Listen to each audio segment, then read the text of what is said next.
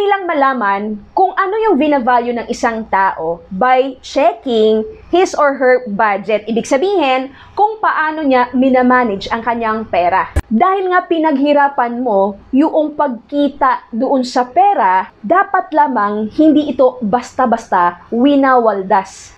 Pero, hindi naman ibig sabihin, kapag kumita tayo ng pera, hindi na natin to gagastusin. Kaya naman, merong mga bagay na kailangan mo talagang paglaanan ng budget. Number 1, maglaan ka ng budget para bumili ng mga bagay na maaari kang kumita ng pera. You need to learn to buy things that will produce money and not liabilities. Halimbawa na lamang, maglaan ka ng budget para maglagay sa mga paper asset investments katulad ng stock market, mutual funds, UITF, mga government bonds, money market fund, Kaiser Saving Program, Most 18 PDF, real estate investment, 'di ba? Apartment, condo, lupa, mga negosyo. Ibig sabihin, yung pera or yung budget na iyong nilalagay sa mga bagay na maaaring mag-produce ng income, ito yung magiging daan mo para hindi ka habang buhay magtatrabaho para kumita ng pera. Bakit? Dahil sa meron kang biniling bagay na magpo-produce ng money. So, ibig sabihin, darating ang panahon na yung bagay na iyong binili, halimbawa, mga paper asset investment, magkakaroon ka na ng income doon. Paano mo ito magagawa agad? You have to save first. Yes, kapag ikaw mag-iipon agad, then you have to make sure yung ipon na iyong na-allocate, you have to invest that para magkaroon ka pa ng pera. Pangalawa, excellent experiences. Yes, sabi nga nila, ang pera ang maaari ding magamit para lalo pang mag-create ng memories with your family. Ibig sabihin, pwede yang gamitin, halimbawa, pang-travel. Yes, katulad ko, talaga naman, syempre, nagsusumikap tayo, di ba? Nagtrabaho tayo na maigi and all, meron tayong negosyo. Bakit natin ginagawa yung pagninegosyo na yan? Of course, to also experience life. Travel is life, di ba? So, maganda na magkaroon din tayo ng mga experiences. Now, those experiences kasi, syempre, nangangailangan po yun ng pera, di ba? So, syempre, kapag meron kang budget, talaga namang mas ma-enjoy ang buhay, lalo na kapag kasama mo ang pamilya mo. Pangatlo, maglaan ng budget for your health. You have two options.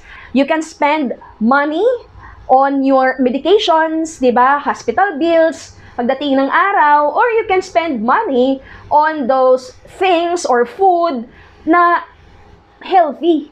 Siyempre, you have to make sure lang din na meron ka din talagang naka-allocate na pera for your long-term healthcare needs. Kasi tandaan po natin, kahit na anong iwas natin sa mga bagay na maaring magkaroon tayo ng sakit, of course, dahil nga tao lang tayo, talagang tatamaan at tatamaan tayo ng sakit. That's why, magkaroon ka dapat din ng budget for your health, for your healthcare needs in the future. Maaari mong i-consider ang Kaiser Saving Program, di ba? This is a long-term health saving plan na 7 years mo lang pag-iipunan. Kung hindi mo ma-utilize during sa first 7 years, talagang mas malaki ang magiging healthcare benefit mo pagdating ng araw. Pang-apat, maglaan ka ng budget for the things that bring you joy. Yes, totoo naman, ang pag-ipon ay importante. Pero, kung nasobrahan ka naman, ay overboard na rin yung kakuriputan mo, hindi mo na rin mai-enjoy yung pera. Tandaan po natin, hindi nadadala sa langit yan.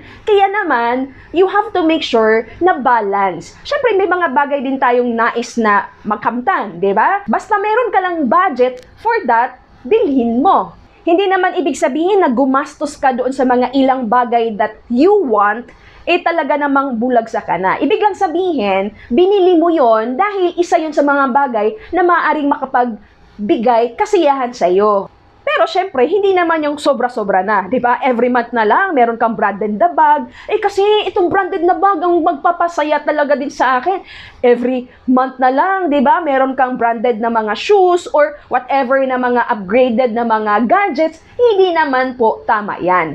Ibig lang sabihin, balance is the key, di ba? So, kapag halimbawa meron kang ninanais, talaga namang paghahandaan mo, paglalaanan mo ng budget yon para makamtan mo at hindi mo binili sa utang or credit card, pinilit na makuha, kasi nga, yun yung magbibigay ng kasiyahan sa'yo. So, you have to make sure tamang pag-iipon, tamang pagbabudget para mabili ang isang bagay na maaaring makadagdag ng kasiyahan sa'yo. At ang panglima, maglaan ka ng budget for charity. Yes. Alam niyo po ba, mas maganda talaga kapag ikaw may nakalaan na budget para maaring makatulong sa ibang tao. Hindi mo na kailangan pang i-video yan, ipakita, para lang masabing, ay, napaka-generous niya naman. Mas maganda kapag ka ikaw, taos puso kang nagbibigay ng silent lang, di ba? Tahimik lang. Ang mahalaga, kapag ikaw po ay nakakita ng chance, nagkaroon ka ng opportunity to give, then you have the budget. Kumbaga, hindi ka lang, ay, nakakaawa naman siya, sana meron akong ekstrang pera. Hindi po. Kapag ikaw ay meron na talagang nakaset aside na budget to help other people, kusa na po yung ibibigay sa iba. Siyempre, di ba? Kapag ka ikaw ay ginagawa yan every month, lalo na, di ba? Kapag ka ikaw ay nag-iipon na, you're doing the financial concept of pay God and yourself first, talagang meron ka nang nakaset aside na 10% for your charity, di ba? Or other mga organizations or other charitable works na nais mo talagang suportahan. So, mas maganda din talaga na, kumbaga, na-stretch pa yung psychological wallet mo na kung saan talagang na-embrace mo at naintindihan mo na yung pera na meron ka ngayon, ito po ay ipinagkaloob sa'yo, di ba? Kumbaga, manager ka lang dyan. Hindi mo talaga pagmamayari yan. You are just a steward of that money na in-interest sa'yo. Kaya, maganda kapag ka ikaw talaga, meron ka talagang portion of that money na talagang nakabudget to help other people. At pang-anim, maglaan ka ng budget for your education. Education does not end after your graduation. Yes. Na-realize ko po yan, lalo na nung ako po ay talagang naglaan na ng panahon at talagang meron na rin akong ina-allocate para maka-attend ng mga trainings. Alam niyo po ba, dati-dati nung nasa Singapore pa ako, syempre may mga training dito sa Pilipinas, 3 days na training na talagang ang worth nun ay 25,000. So syempre that time, sabi ko gustong-gusto ko talagang umattend sa training na yan. Isa yun sa mga goals ko, hashtag goals ko to attend. Pinag-ipunan ko. Diba? Bakit? Kasi kapag meron kang nilalaan na budget for your continuous education, especially personal development, diba? You will invest din money for your books to learn more about investing, personal finance, at kung ano-ano pa, talagang hindi po tayo mauubusan ng mga ideas kung paano pa natin ma-improve ang ating sarili.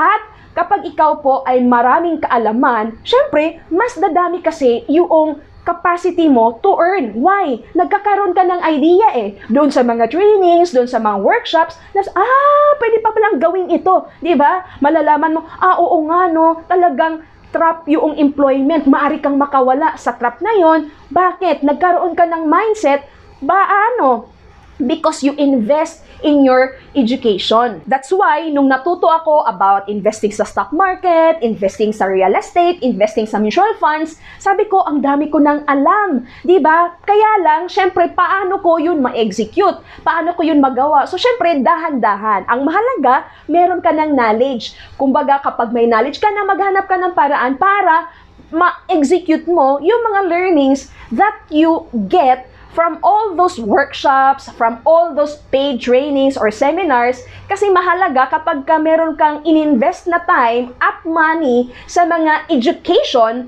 kailangan ma-execute din siya ng maayos para mas maganda pa yung magiging result.